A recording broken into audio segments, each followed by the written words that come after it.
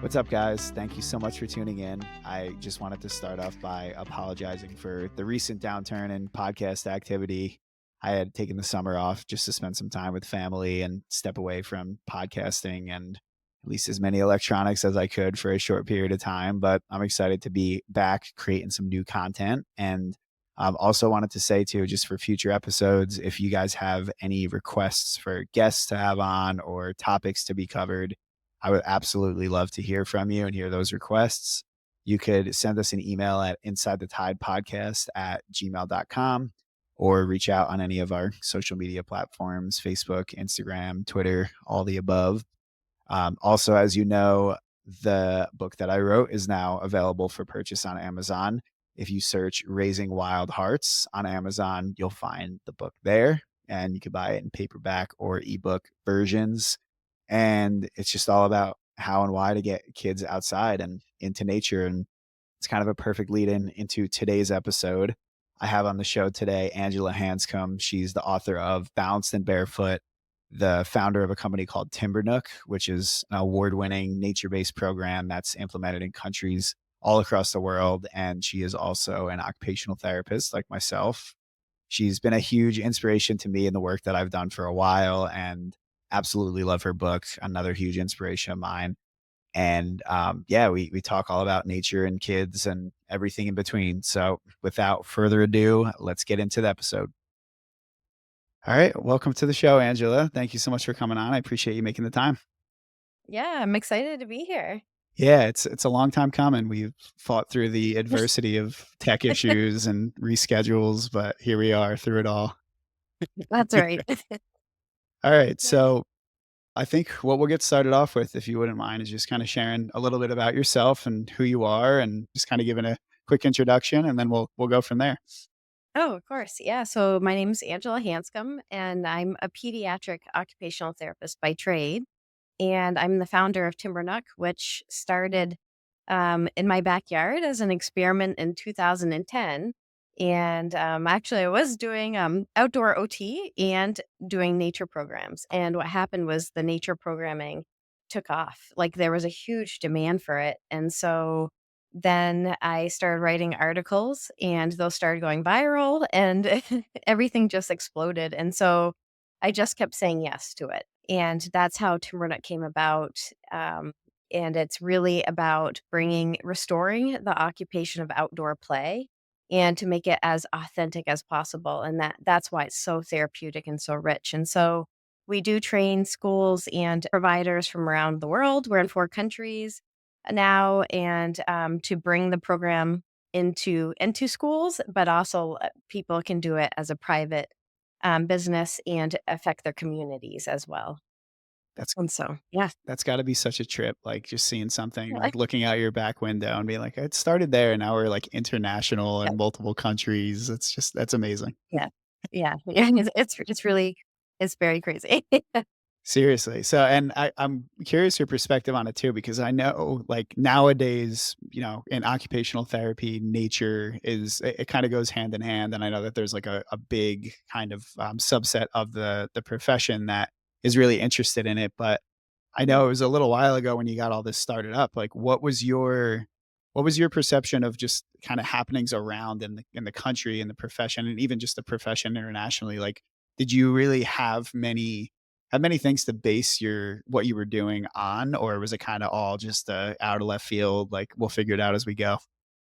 Yeah, well, that's a really good question. So, I mean, 2010, it was really, there wasn't really anyone that I know of doing outdoor OT. I think there was Cedar Song actually did, there was an OT that worked there. And I actually don't know her name, but she was doing something outside.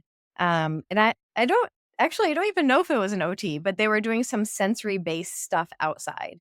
Um, but as far as occupational therapy outdoors, it was not traditional. And so, I just started paying attention to my surroundings, and starting to make connections, I guess, like between what I was seeing in a sensory clinic and how we were calling things sensory, like a little box of sand, and bringing our swings indoors. And I kept thinking, like as I started working outside, like how this was the ultimate sensory experience, and how it was full body sensory experience, and more meaningful, and then yeah, and then everything started evolving. So when I started running nature programming that first year, I was doing adult directed activities where I had really good ideas, but they were my ideas. And so I would have them, create a giant sunflower house in the garden.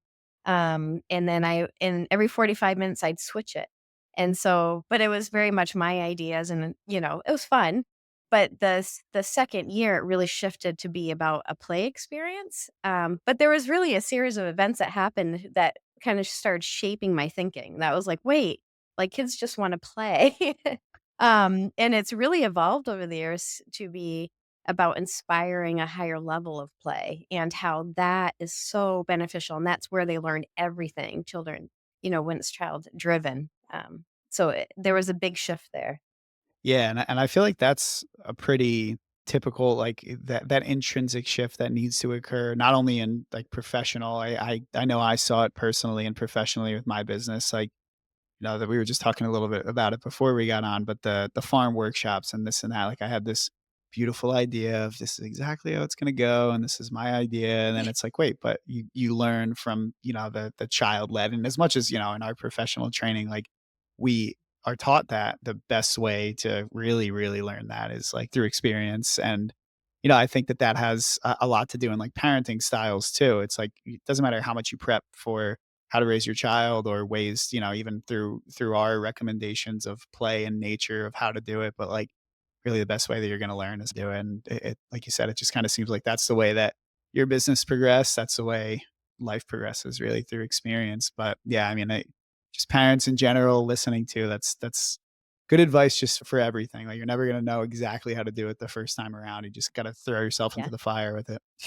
Oh, yeah, absolutely, and pay attention, yeah. Yeah, yeah, and listen to the cues. I have a now 15-month-old, and she's just, always got her own ways of telling me things, whether it's, Yep. screaming bloody murder or not, but you gotta listen. Yes. They know. Definitely. They know best. Mhm. Um, so one of the things that I wanted to get into, I just love how in your book you talk a lot about, like, the safety approach and how overly protecting our kids when they're outside, it just kinda does more of, like, a disservice to development really than anything. And you had mentioned Cedar Song Way. I kind of initially started with them and then found your work after, and I think that just, like, going hand in hand of that, like, really unique approach to that hands-off safety approach is really important. But can you share a little bit, like, from your perspective on why that's beneficial for kids, just getting them outside, taking that kind of I think I don't know if it's you that uses it in your book or Cedar Song, but that, like, moderate level of risk and just kinda, like, mitigating that and, like, safe ways.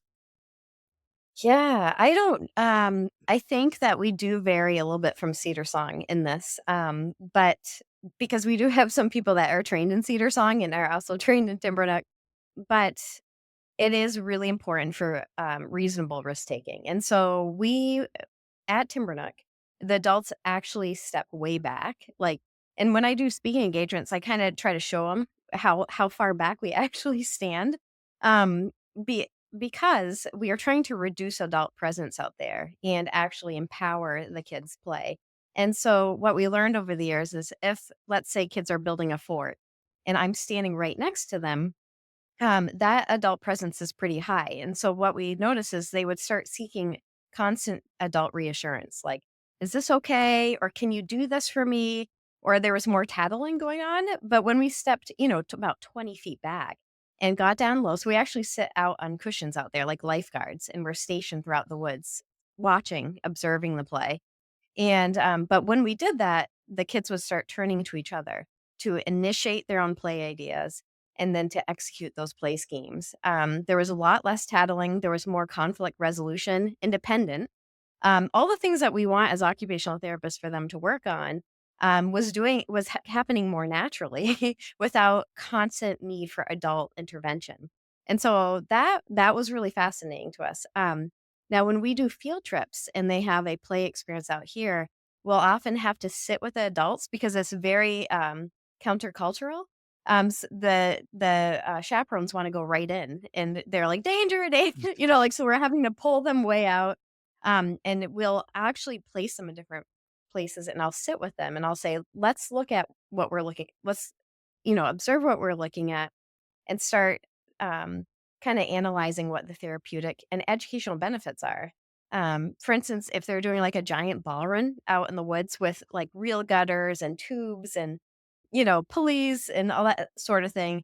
They're, engineering. You see your leaders come forward. You see fine motor. You see communication, which is becoming rare in person, collaboration, being, mentally flexible with other people's ideas, um, frustration tolerance, like with other, but it's all done through play. And so that's kind of what we do is we just a lot of times we'll sit with the adults out there and just and have them wait. Now we do go in if it becomes unsafe. So if all of a sudden there's shoving going on and it's not like play fighting, but it's like literally I'm going to hurt you, like we'll step right in and we call it hummingbird approach where we'll go in and we'll address the issue and we go back out and we'll watch, are they paying attention? Are they listening?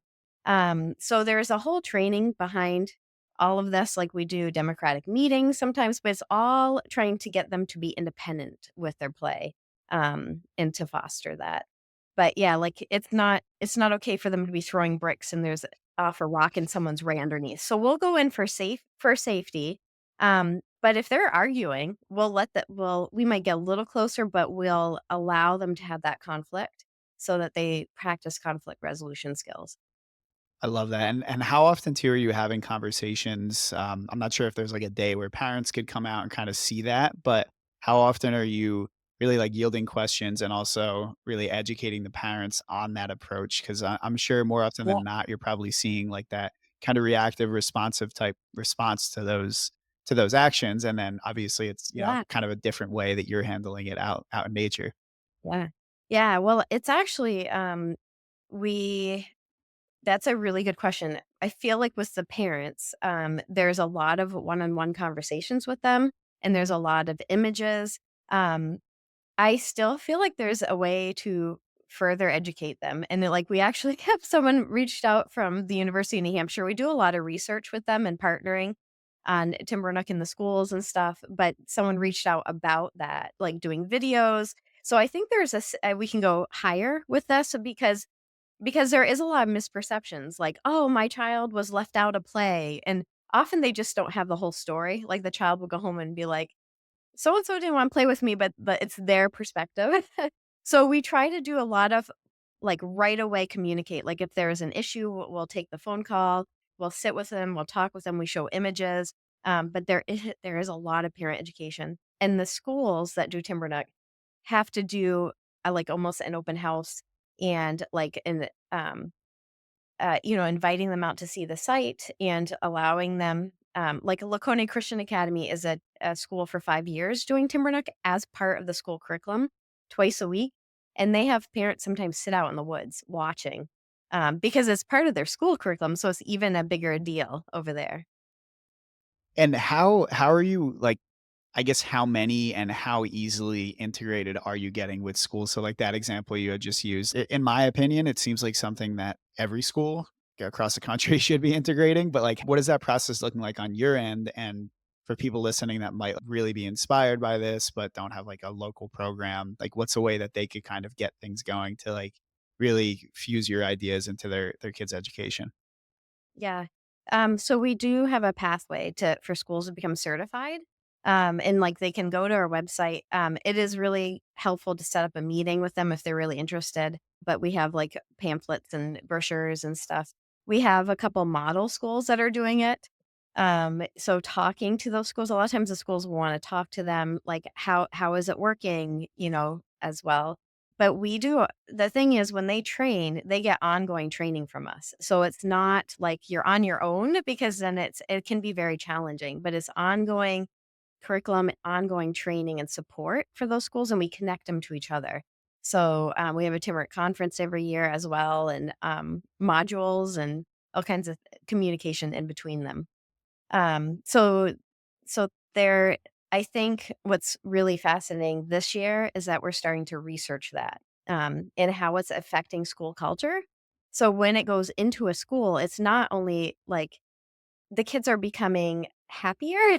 The adults are happier because they know they're giving kids what they know they need. You know, a lot of teachers are burnt out, but they're providing something they know innately, this is so good for children.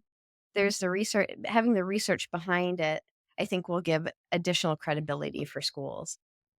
Absolutely, yeah. That's definitely kind of the reality of we need that stuff, Yeah. but then, back to kind of my start with it too, with how I kind of landed into just wanting to get in nature as well, like, I mean, as an adult, I was treating kids in outpatient settings like sensory gyms and just indoor fluorescent environments, and it just got to the point where, like, and I know you could probably speak to this too, just like internally, there was so much of like almost a buzz. I feel like it's kind of hard to put to words, but like just an uncomfortable buzz when I'd go day in and day out where I'm inside.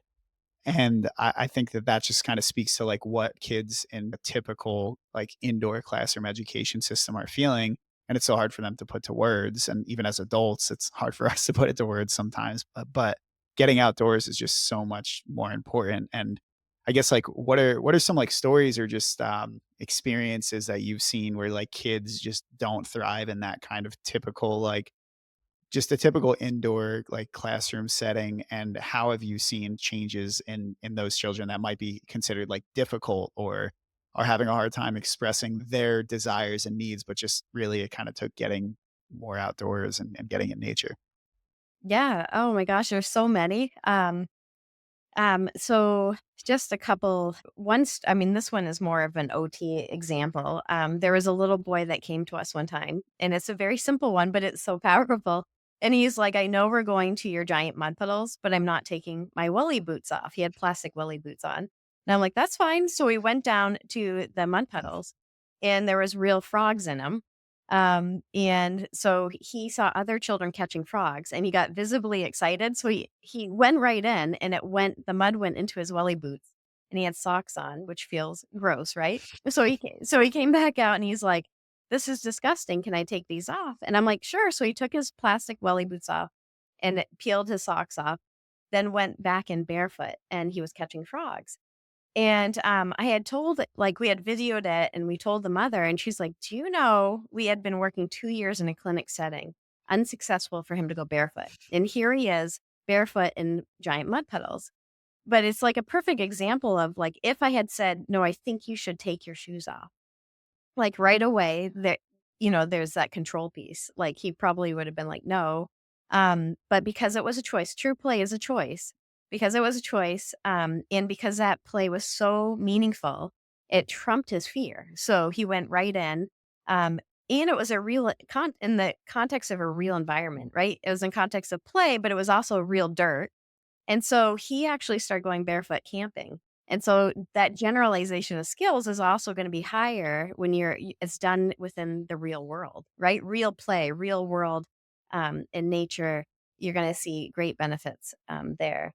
So that's one example. In the schools, we just it's funny because we have a provider that is running Timbernook, in Freiburg, Maine, and running her own community programming, but what's happened is a public school has taken notice and said, we don't have time. As teachers, we don't have time to run Timbernook, but can you bring the program onto our property?" And so she is now, running Timbernook for the school system in their forest, and now she's got 3 school 4 schools knocking on her door, so she's running Timbernook every 4 days a week, and they're shipping all these kids to her, and so it's amazing, it's, like, catching on like wildfire, so there's a huge need, but she's able to bring in that authentic occupation into those environments, and those kids what's happening is those kids are finding joy. They're more regulated. They're able to get to a deep level of play. And she's been bringing teachers out to observe, and they're noticing there's a difference at recess compared to Timbernook. And so they're saying at recess, there's much more fighting. They're angry. They're not able to regulate, but at Timbernook, like they're getting into those higher level thinking skills, right? Executive functioning, executing play schemes. They're regulated. They're able to solve conflicts. So it's interesting that they're starting to make the connections. Um, and then just yesterday, she shared like a perfect quote where a little boy ran by her, 7 years old, and said, I feel so alive." And he's like, "This is the best place I've ever been to in my life." So, we're hearing from the children, like, "This is the best thing, the best day of my life." So that to me, that's a huge testimony, um, that this is right for children. Yeah, and in your opinion, like, what's it gonna take? Because I know in Europe and just kind of other countries that that is a priority when it comes to education, and they kind of work that into their educational system, but, like, what's it gonna take in the US for us to shift to prioritize that more or to see it more? And I feel like the easy answer kinda might be, like, more research in this and that, but, like, even deeper too, like, what do you think it's gonna take just to, like, really make a shift sooner rather than later in this country to get educational systems more on board with nature? Yeah, well, I think a couple things. One is recognizing that this is a desperate need now. So when all of this started, like my article started going viral, it was the same message. And it was like, now we're causing harm, right? As a healthcare professional, in our ethics classes, we're taught to do no harm. We're at the point where we're actually causing harm to children because the environment is so not conducive to child development. And so that really started opening people's eyes and then making the connections between outdoor play and learning on a deeper level. And when you start opening people's eyes, it's really hard to go back. So education, and recognizing the worth of a program like this. And it's funny because we're turning to all these band-aid approaches, and they really just need more of this. And we've taken it away so much that now it's affecting development. So I think opening their eyes and education is really key in all of this. Yeah, I completely agree. I think just as a country, there's a lot of things that are band-aid approaches, and this is like the Yeah. most important thing too that we need. Like our younger generation is the future of this country, this world. So yeah, I agree, and I think it's a lot more like dire need than people kind of know, and especially spinning it the way of like doing harm almost to the point of the current way things are going. Like Yeah. that just hopefully will light a fire under the you know whats of the people that need a Yeah. fire lit under. Yeah, yeah. And I think that, there's a huge movement towards homeschooling. I think people are leaving the school system because it's broken. And I think there's going to be some interesting, it might have to kind of be restored. Like there might be some restoration of that. I'm not sure. It's interesting because more like the homeschooling and the private schools tend to embrace Timbernook. I think is an easier thing for them. Mhm. But it is interesting that now we're able to some of those providers bring it into the school, like where they don't have time, but so that's something we're going to be paying attention to. Definitely, definitely. Do you have kids, right? Yeah, so I have a 19-year-old daughter and a 16-year-old daughter, so two teenagers, and then an 8-year-old son. Oh, that's amazing. Did you homeschool any of them or So the first couple of years I did, and that's kind of what led me down this rabbit path of looking at different educational philosophies. But both my daughters and son grew up doing Timbernook, so actually, Joelle was on a Thousand Hours Outside podcast recently talking about how it helped her through high school, like to really know who she was and to have boundaries with other children, fighting. As she's like having wars against the boys versus girls in the woods, creating societies, going barefoot, all the risk taking has made her like a really strong individual and really fun, witty, but like, yeah, she did a great interview and she was on Children Nature Network too with her college essay. And so it's neat to see how it's affected their development. That's amazing. Yeah, it's really cool to hear. And like I said, we have a 15-month-old, and our plan is to homeschool. But I'm just Yeah, like great. thankful and excited to kind of be part of like the parenting generation too, where that is more of the norm. And growing up, it was like, oh, homeschool kids, like they had like this stigma around them. But now it's almost like more often than not. And I feel just super grateful that there's so many resources like yourself and your book and just all of the resources out there too with just nature immersion, because it's definitely changing the younger generation for the better. Absolutely. Yeah. And just to kind of go a little bit deeper into that connection, like you were talking about that one little guy that said this is like the best day ever. I'm interested to hear, and this could either be like things you've observed, but also like just within yourself too.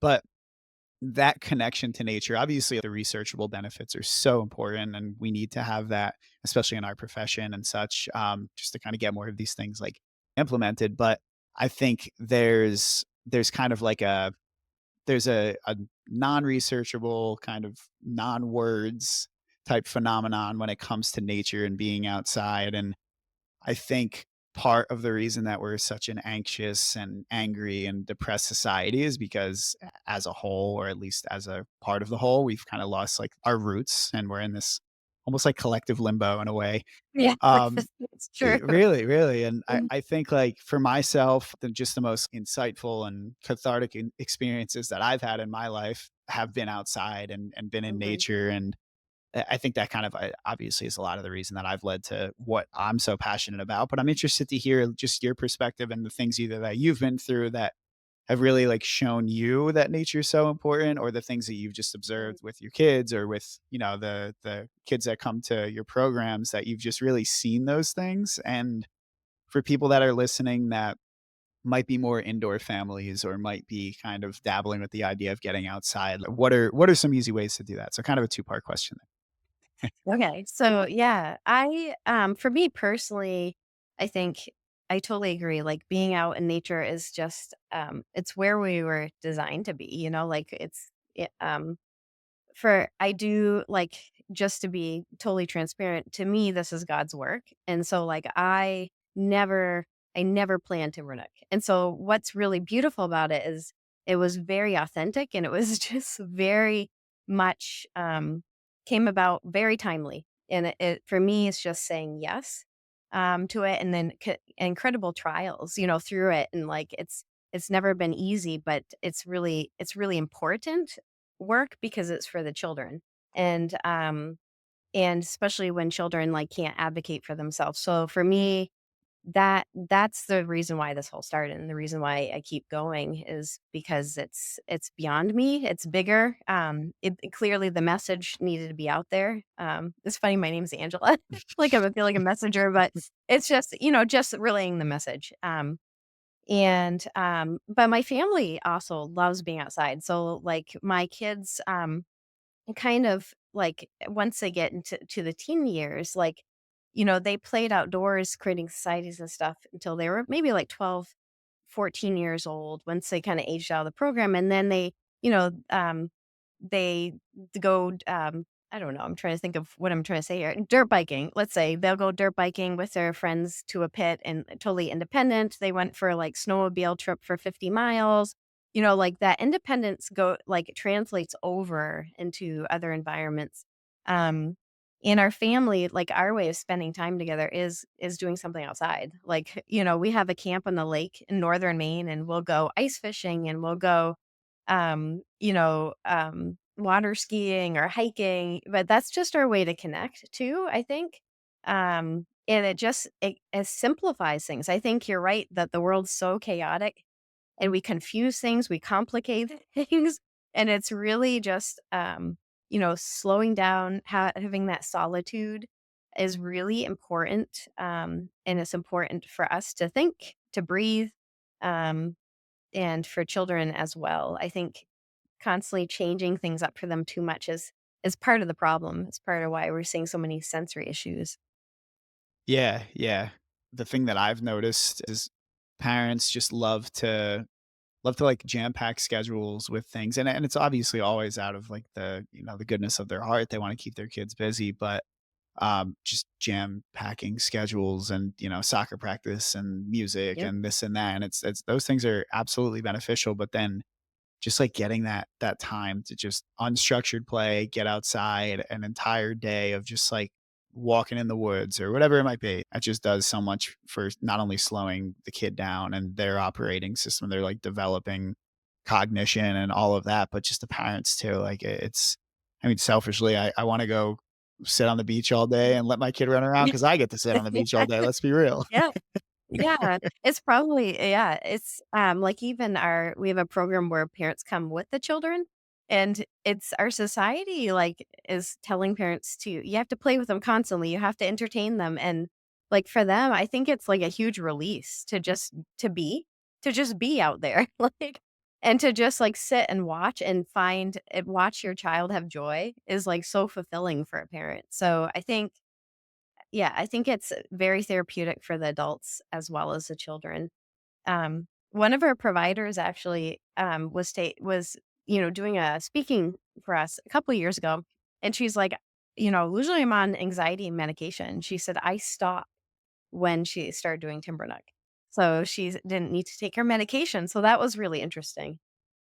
Yeah, absolutely. It's just makes such a huge change, and that's one of the things too that I kinda talk about, like, the end of my book was, like, there's so many opportunities for just more hobbies to come about, and when you're getting your kid outside more and kind of, like, slowly developing their independence, whatever level that they're at, and they're able to kinda, like, entertain themselves in a safe and functional way, then, like, you have more time to just sit there and write or take picture like, hobbies that you thought were just lost to parenthood. There's an opportunity to get it back, and I think as adults too, like you said, that brings up anxieties and that brings up mental health concerns, and I feel like the parenting side of things, sometimes it's looked at as like, "Oh, well, it's we're parents, the number one priority is children." 100%, I agree with that, but I also my wife and I talk about this a lot too, like, I'm not gonna be the most fulfilled and present and best parent that I could be if I'm also not filling my own cup, and I think it's Oh, just as yeah. important for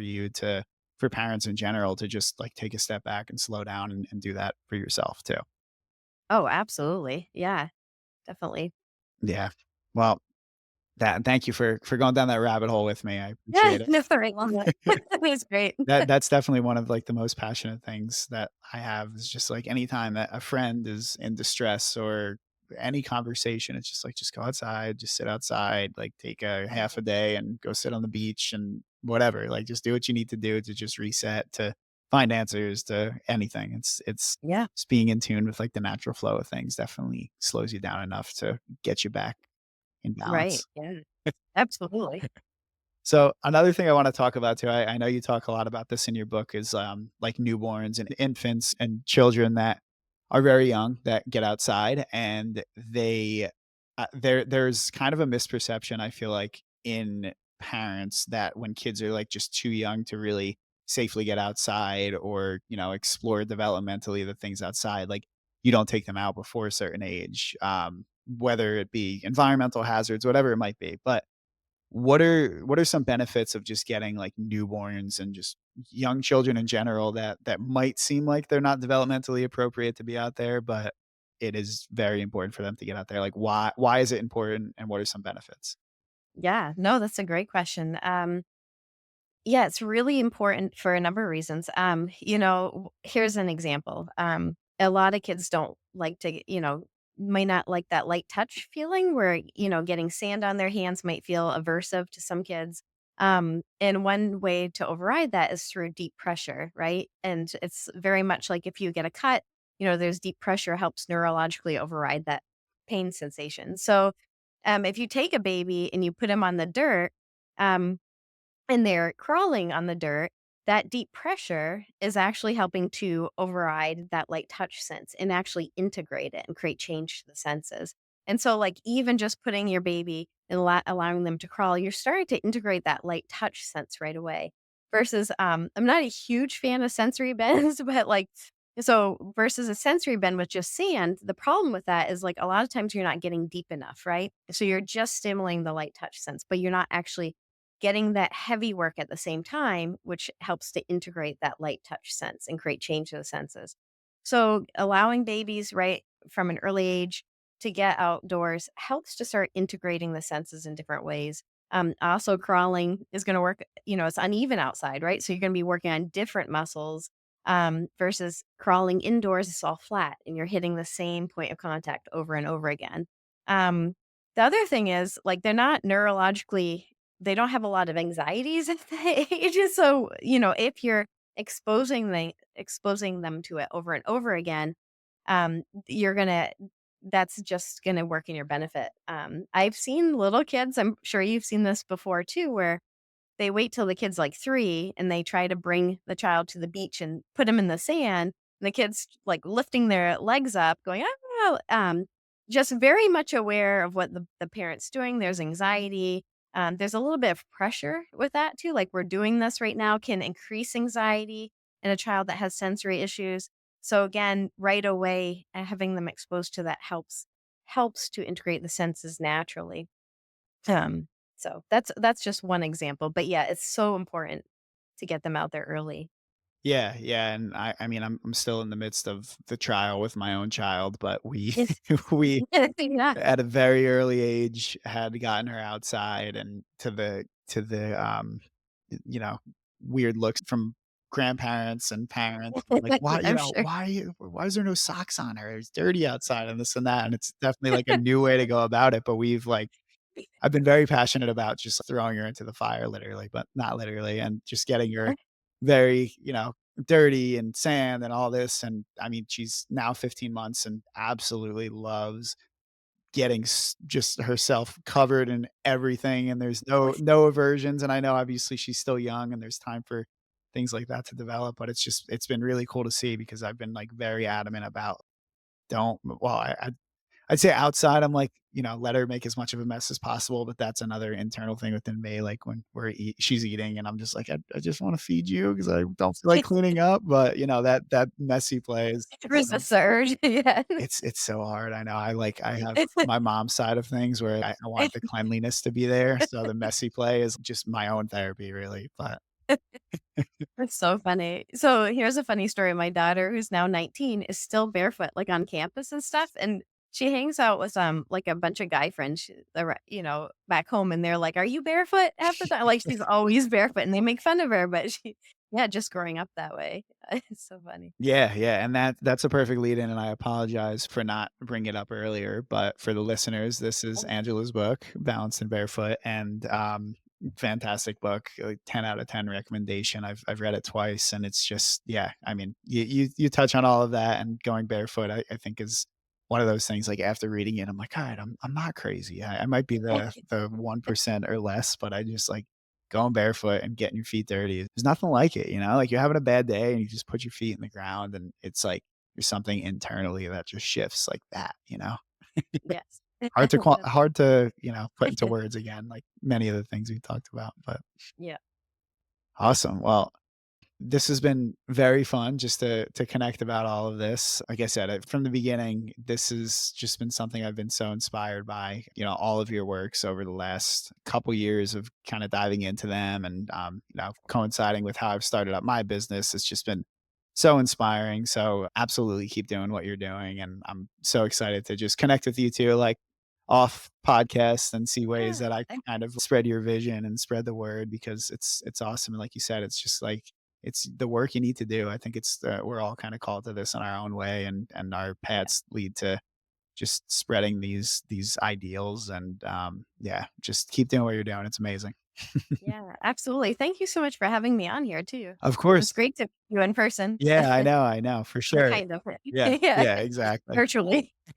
Yeah. And then for listeners too that like wanna connect with you in other ways, like I had said, your book obviously, but what are some other ways, website, if people want to get more involved with Timbernook, like what's ways that people could Oh, do sure. so?